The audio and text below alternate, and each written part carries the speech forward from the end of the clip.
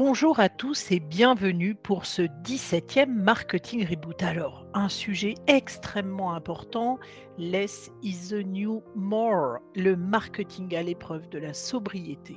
Alors, pour commencer, on va parler d'un rapport très récent, le rapport du GIEC qui est sorti en ce début avril 2022 et qui mentionne pour la première fois le mot de sobriété. Ça n'est pas une question, on sait qu'on doit avoir des actions positives pour avoir un impact positif sur le changement climatique. Et on sait aussi que le marketing doit aider au comment. C'est extrêmement important. Et au-delà de cette conscience, on doit être dans l'action dès maintenant. Alors, quelques définitions déjà.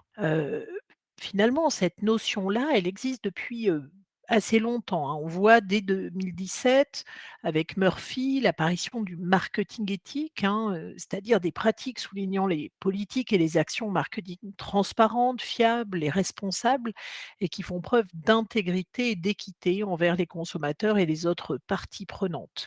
On voit 2 ans plus tard une évolution avec l'apparition du marketing social. C'est Galopel et Morvan qui nous disent que le marketing social, ce sont des pratiques qui se focalisent autour du design et de la mise en œuvre de programmes d'action visant à encourager des comportements favorables au bien-être ou à la santé des individus. Et enfin, l'arrivée cette même année du marketing durable par Dekili et ses co-auteurs, qui dit que le marketing durable est une démarche proactive qui crée de la valeur pour l'entreprise, le consommateur, l'environnement et la société. Il intègre des enjeux environnementaux et sociaux au cœur de la vision stratégique de la marque, en définissant une raison d'être qui dépasse les objectifs de profit et qui s'inscrit dans le long terme. Donc on voit que c'est une notion qui apparaît dans le monde académique et avec Thibaut des chercheurs francophones très en pointe sur ce sujet. Oui, bonjour Isolis, effectivement. Trois chercheurs francophones, femmes qu'on peut citer pour leurs travaux sur le sujet de la durabilité. D'abord Béatrice Parguel à Dauphine, qui publie un article notamment sur la sustainability et le greenwashing, en mettant en avant la distinction entre le greenwashing d'allégation, qui ne fait plus recette, et puis le greenwashing d'exécution qui est plus subtil en arrière-plan d'une publicité, par exemple. 2e chercheur est évidemment Siem Dekili, que tu citais, Isolis, à l'instant, qui est l'auteur de l'ouvrage Marketing durable, ouvrage de référence sur le sujet du rapprochement entre marketing et développement durable. Et puis enfin Valérie Guillard, professeure à Dauphine, comme Béatrice Parguel, alors que Siem Dekili est, elle, maître de conférence à Strasbourg. Valérie Guillard, elle a publié ce livre dont vous avez forcément entendu parler, Comment consommer avec sobriété. Elle va vraiment être spécialiste de cette tendance du consommateur à avoir des pratiques qui limitent leur impact négatif sur l'environnement et à ne pas avoir de pratiques qui nuisent à l'environnement. Voilà, donc cette notion de marketing sobre. Merci beaucoup. Effectivement, le consommateur responsable, elle en parle dans son ouvrage. Alors, on peut, se demander, est-ce une utopie ou une réalité finalement ce consommateur, responsable, puisque des travaux de recherche ont mis en évidence, pas mal de freins au développement, du marché vert, les biais cognitifs, le manque de confiance des consommateurs envers la communication, éco-responsable, l'efficacité relative des écolabels ou la sensibilité au prix. Donc, on peut se poser cette question, on peut être très fier d'avoir des chercheurs, français à la pointe et en tant que, professionnels du marketing et tous les professionnels du marketing qui nous écoutent, eh bien, on peut se demander comment on peut mettre en œuvre, ces, finalement recherches académiques où on est en pointe parce qu'il y a une forte attente de la part des consommateurs, Grégoire. Oui, tout à fait. Bonjour Isolis. C'est la première question à se poser, sûrement d'ailleurs en matière de consommation responsable. C'est est-ce que les consommateurs en ont envie au fond? Alors les baromètres qui sont plutôt récents, en particulier le baromètre de l'engagement des marques du Club des annonceurs, mars 2022, nous dit globalement oui. 90% des consommateurs attendent des marques qu'elles s'engagent et qu'elles les aident à mieux consommer. Et il y a même plus de 2 Français sur 3 qui nous dit être prêts à s'impliquer auprès des marques pour contribuer à améliorer la société. Par contre, très majoritairement, on voit que les consommateurs français, 80 ils déplorent un sentiment de RSE washing. Donc ils ne sont pas naïfs non plus, ils sont même parfois critiques dans leur regard, hein, vis-à-vis des prises de parole de marque. Donc le premier élément de réponse, c'est que les consommateurs, en France et en Europe, ont des attentes qui sont fortes, en matière, de consommation responsable. Alors, ça veut dire quoi la sobriété chez le consommateur? C'est un autre élément de réponse. Alors, il y a un article plutôt récent, hein, de Chang qui, pour la première fois définit la sobriété chez le consommateur. Alors, il nous dit que la sobriété, premièrement, c'est un degré, donc c'est pas blanc ou noir, hein, c'est une échelle, c'est contrasté la sobriété. C'est un degré avec lequel les individus vont adopter un style de vie qui vise à réduire la consommation matérielle ou à minimiser le gaspillage afin de se libérer des ressources personnelles, des ressources de temps, des ressources d'argent, et de rechercher une satisfaction à travers des éléments non matériels de la vie. Voilà une définition qui est un peu longue, mais qui pose un certain nombre de concepts, hein, sur ce que ça veut dire la sobriété du point de vue du consommateur. Alors, il y a 6 caractéristiques importantes qui nous permettent de mieux cerner ce consommateur qui serait sobre. D'abord, c'est un consommateur qui va rechercher de la simplicité matérielle, cette idée d'acheter mieux et d'acheter en fonction de ses besoins réels. Voilà ce que c'est que la simplicité matérielle. C'est pas acheter moins, c'est acheter mieux. Ensuite, de consommer à une échelle humaine, c'est-à-dire humaniser son environnement, préférer le local, un contact proche, des interactions avec des gens qu'on connaît, installer des routines locales.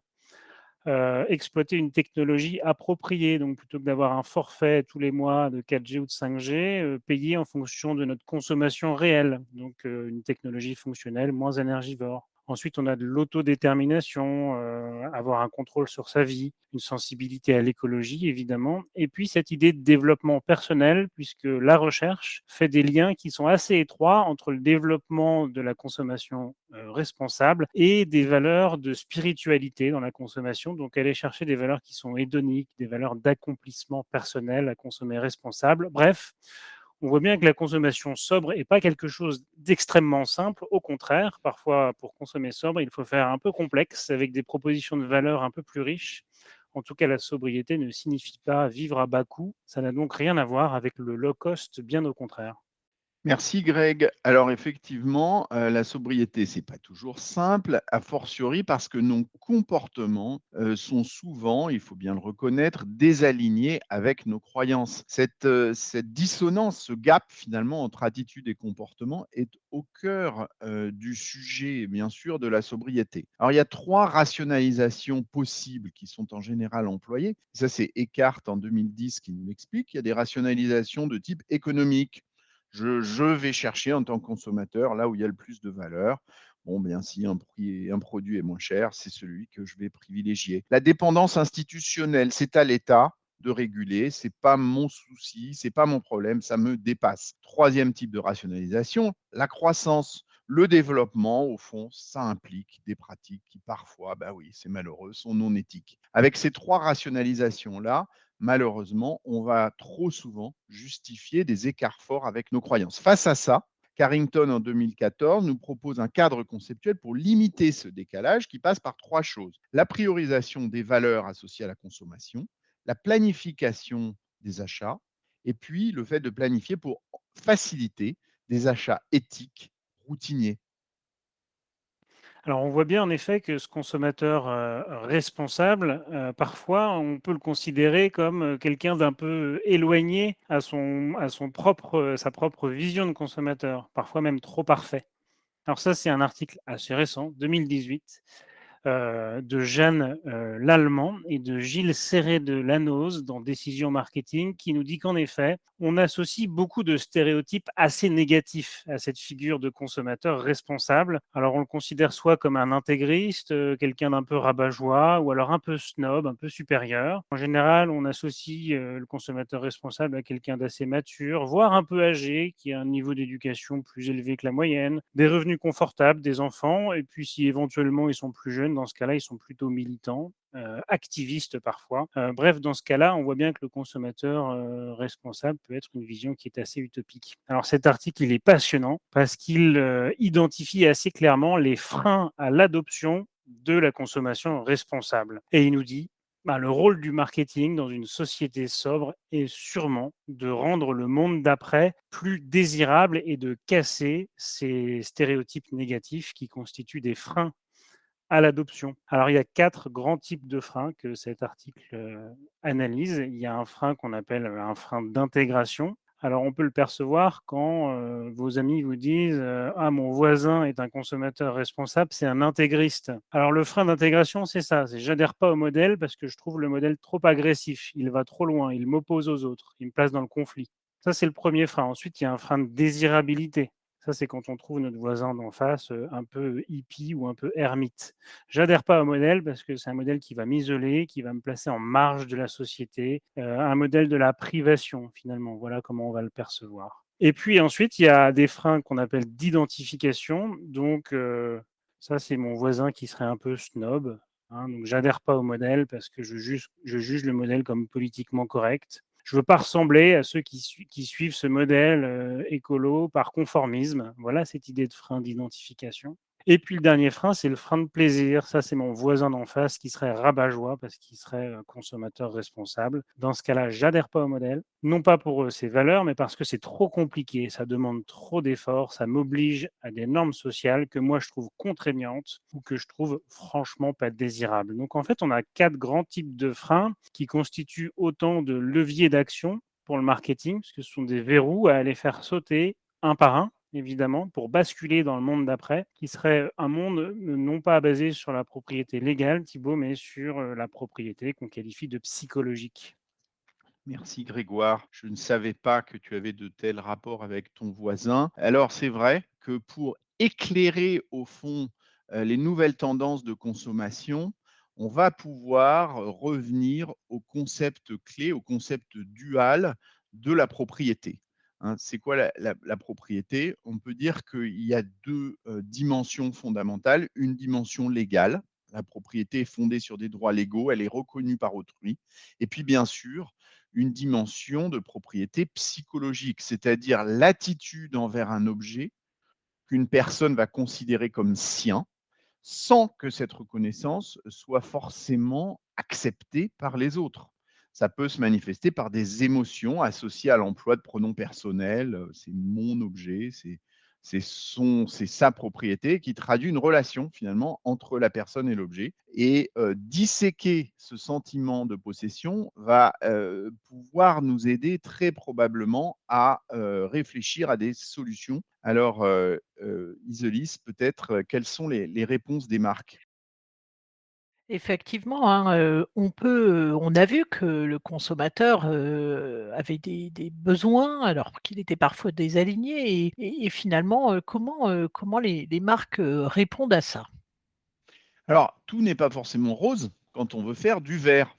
Si on prend le greenwashing, hein, le greenwashing, c'est quoi? C'est l'intersection entre 2 comportements d'entreprise. D'un côté, un mauvais impact environnemental et de l'autre, une communication positive à propos de cet impact. Cette dissonance-là, elle s'apparente quasiment à de la publicité mensongère, hein. C'est ce qui vise à donner une dimension éthique et environnementale à une marque. Ça apparaît dans les années 80 avec la découverte de ce segment marketing vert et donc au positionnement qu'on va qualifier à ce moment-là de environmentally friendly.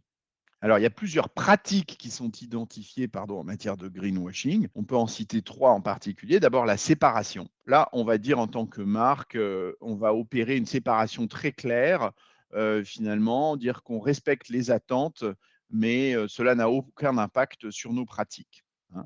Deuxièmement, le détournement d'attention, c'est du greenwashing très clair aussi. Donc là, on va mettre en œuvre des actions symboliques pour cacher en réalité des pratiques qui sont fondamentalement non éthiques. Et puis, de la manipulation déceptive. Là, on va communiquer de façon déceptive autour de la supériorité environnementale de l'offre qui engendre des pratiques commerciales qui sont carrément trompeuses.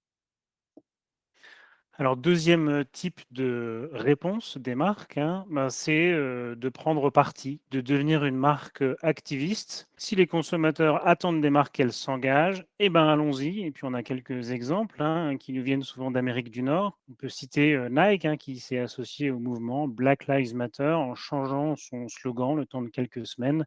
Le Just Do It devient le Don't Do It. La question qui se pose, c'est est-ce que c'est efficace de devenir une marque activiste et puis quel type de réaction ça va générer auprès des consommateurs. Alors, il y a une recherche récente hein, de 2020, Journal of Research in Marketing, qui étudie cette question de l'activisme des marques hein, et qui se pose la question de savoir si ça génère vraiment une réaction favorable des consommateurs, en citant Nike, en citant Patagonia et pas mal d'autres exemples. Alors, premier résultat intéressant, c'est que la réaction des consommateurs à une marque qui devient activiste, elle est asymétrique. C'est-à-dire qu'en fait, ça n'a pas du tout d'effet sur des consommateurs qui ne vont pas partager la prise de position de la marque. Zéro effet. Et ça a un effet négatif pour ceux qui ne la partagent pas. En d'autres termes, si je suis d'accord avec Nike, je ne vais pas avoir d'attitude beaucoup plus favorable vis-à-vis de Nike. En revanche, si je ne suis pas d'accord avec cette prise de position, là, ça dégrade très fortement mes attitudes. Donc, il y a assez peu d'intérêt à aller sur ce terrain de jeu-là, le terrain de jeu de l'activisme, de la prise de position morale ou sociétale. Et on voit qui plus est qu'une marque qui va réagir en présentant des excuses à cette prise de décision pourrait même détériorer les attitudes consommateurs de ceux qui adhéraient préalablement à cette prise de décision. Bref, sur le terrain de jeu de la RSE, les prises de parole en matière d'activisme doivent plutôt aujourd'hui se cantonner à des sujets relativement consensuels. C'est ce que prouve cet article de 2020 sans s'intéresser pour l'instant, et c'est d'ailleurs intéressant, à des marques qui seraient d'ailleurs construites dans leur ADN sur cet activisme. On peut imaginer, par exemple, en France, la marque C'est qui le patron, sur laquelle on pourrait avoir des résultats peut-être un peu différents. C'est une piste de recherche qui s'ouvre.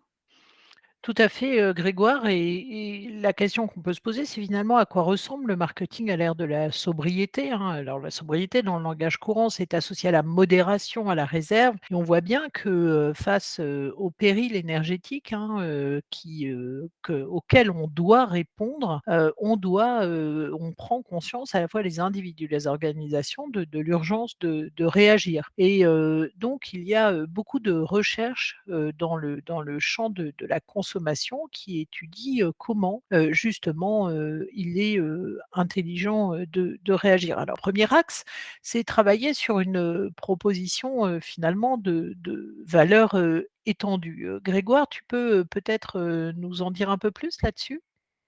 Oui, bien sûr, Isolis, c'est un levier majeur pour le marketing, la proposition de valeur. Donc, on doit se poser la question de quelle valeur on va retirer d'une consommation qui est sobre, hein. Aujourd'hui, on n'y est pas encore complètement. Et pourtant, on a des travaux en marketing passionnants sur cette idée de travailler une proposition de valeur qu'on appelle étendue. Évidemment, on a de la valeur d'achat, de la valeur fonctionnelle, utilitaire de la consommation. C'est d'ailleurs la perspective dominante du marketing aujourd'hui. Et on voit bien que les propositions de valeur exploitent assez peu des dimensions qui sont subjectives, de valeur perçue, de valeur de la consommation, d'évaluation affective, de valeur expérientielle ou symbolique. Donc en fait, le Less is the New More pourrait bien se construire dans des propositions de valeur plus complexes, plus fournies, plus riches, en travaillant sur des propositions de valeur hédoniques, sociales, utilitaires. On peut citer la seconde main chez Patagonia, on peut citer une marque comme Fairphone par exemple, qui va vous permettre de réparer le composant de votre smartphone qui est hors service en l'achetant avec une valeur autour du do it yourself puisque vous allez le réparer par vous-même, autour de la modularité de votre téléphone, autour de sa durée de vie également, autour de son évolutivité dans le temps. C'est le plaisir de l'objet bien fabriqué, de la protection de l'environnement, du commerce équitable, de la figure du consommateur responsable. Bref, on voit bien qu'à la fois dans l'utilitaire, mais aussi dans l'hédonique, dans le social et dans l'éthique, on doit consolider les propositions de valeur en marketing, puisque l'objectif est bien de rendre désirable le monde d'après. C'est sûrement ça le rôle du marketing. Bien sûr et un deuxième axe, hein, sur à quoi ressemble le marketing à l'ère de la sobriété, c'est également, certainement identifier les drivers de comportement pour, inciter justement, à ces, comportements, sobres et responsables. Thibaut, tu veux nous en dire plus? Oui, il y a cet article, de 2019, How to shift consumer behavior to be more sustainable. Très intéressant, qui identifie 4 leviers pour agir sur ces comportements. Bien sûr, ces leviers peuvent se combiner entre eux. Alors ces 4 leviers, c'est quoi? C'est d'abord le social, hein. Les consommateurs, ils sont impactés par la présence, les comportements et les attentes des autres. Donc on va montrer des pairs qui ont le comportement désiré. Deuxième type de levier, la création d'habitudes, hein. Certains comportements sont one shot, voilà, comme installer un panneau solaire. D'autres vont nécessiter bien sûr la création d'habitudes. Et donc là, on va mettre en avant un comportement vertueux. Donc, comment faire des comportements durables, finalement, un choix par défaut, et on va inciter à la création d'habitudes. Troisième type de levier, l'émotion et la rationalité, hein, la combinaison. Donc, on sait qu'il y a toujours 2 routes pour permettre l'action. Il y a l'affectif et le cognitif. Donc, on va faciliter, par exemple, l'utilisation d'écolabels, hein, ou des certifications tierces. Ça, c'est le côté, bien sûr, rationnel.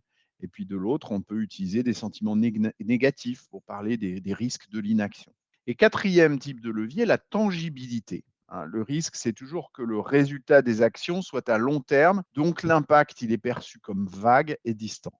Eh bien, la tangibilité, c'est aller contre ça, c'est communiquer sur un impact local, immédiat, l'entourage proche, les étapes qu'un consommateur peut emprunter vers un comportement durable. 4 leviers donc qui peuvent être combinés. Et puis ensuite, il y a l'approche des nudges. Alors vous le savez, on en a beaucoup parlé avec Isolis et Grégoire dans ces reboots. Le nudge, c'est une stratégie qui est évidemment très efficace et de plus en plus utilisée par les marques. Alors, en matière de green nudging, hein, eh bien, là aussi, la gamification va jouer à plein.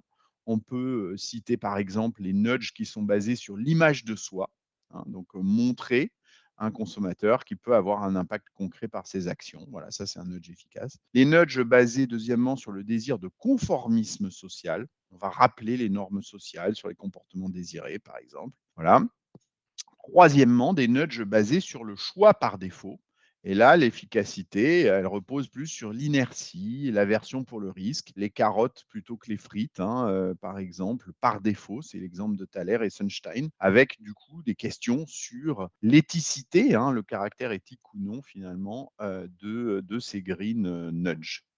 Merci beaucoup, Thibaut et puis comme, souvent finalement, en marketing, hein, il faut mesurer pour avoir de l'impact, pour avoir un impact, positif donc la mesure et la sobriété, Grégoire, tu peux nous en parler un peu plus?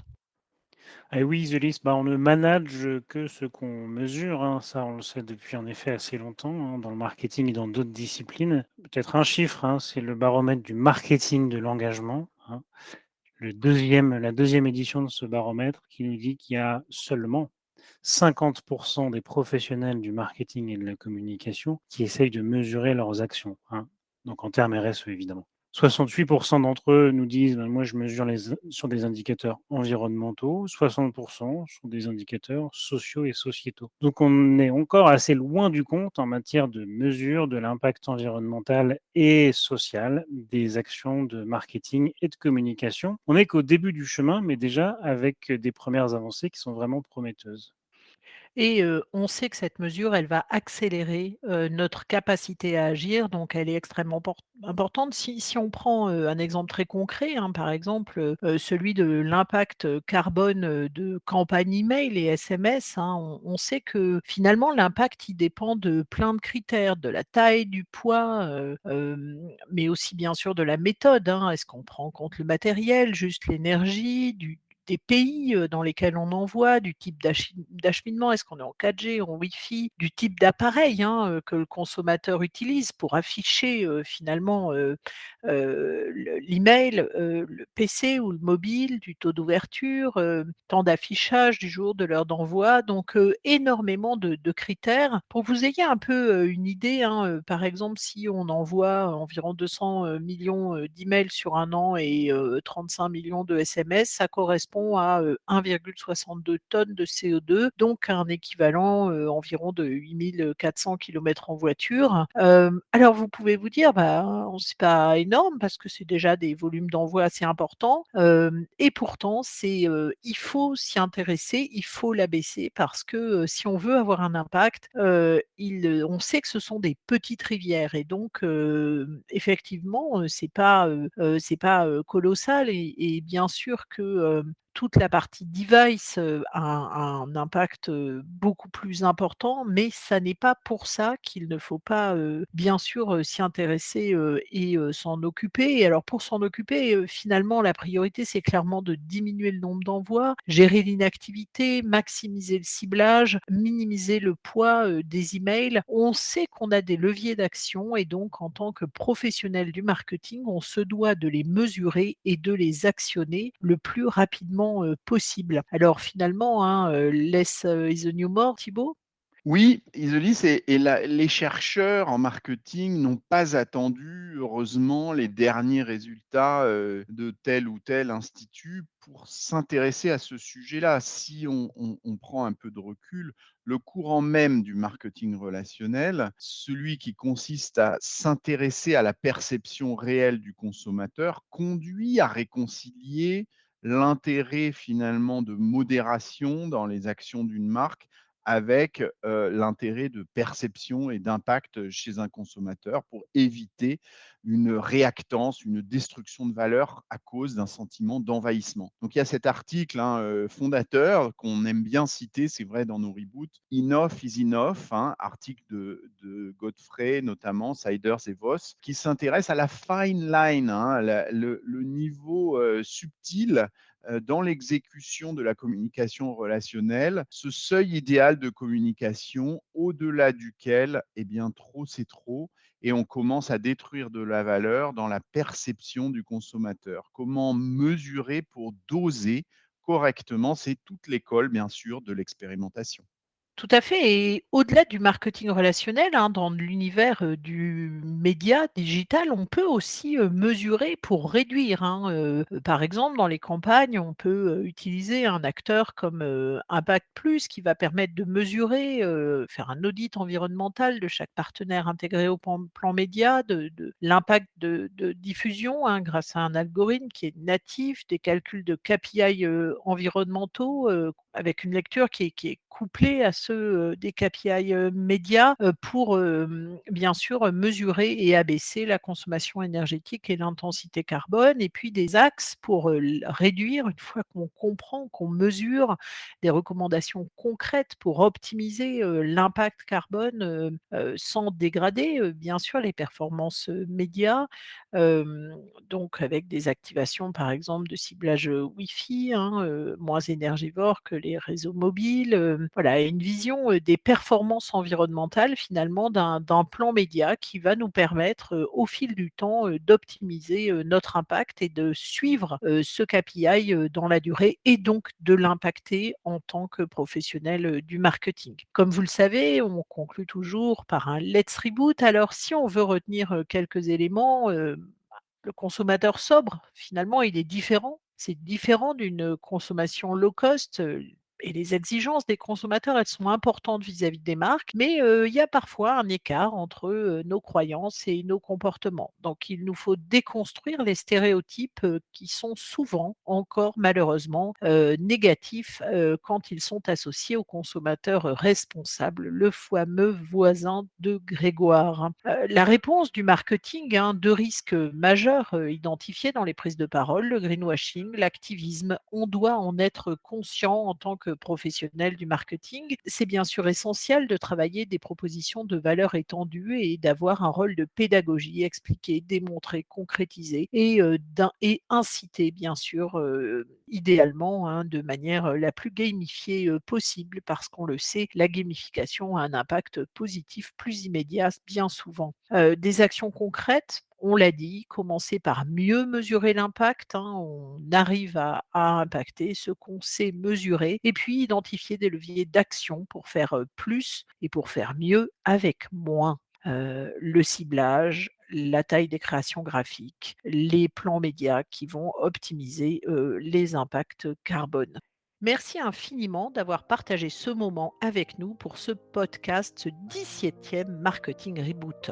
Le marketing à l'épreuve de la sobriété, un sujet extrêmement important que j'ai été ravie de partager avec vous et avec Grégoire et Thibaut. Merci à tous, Merci Isolis. Merci Isolis, à bientôt. à très bientôt.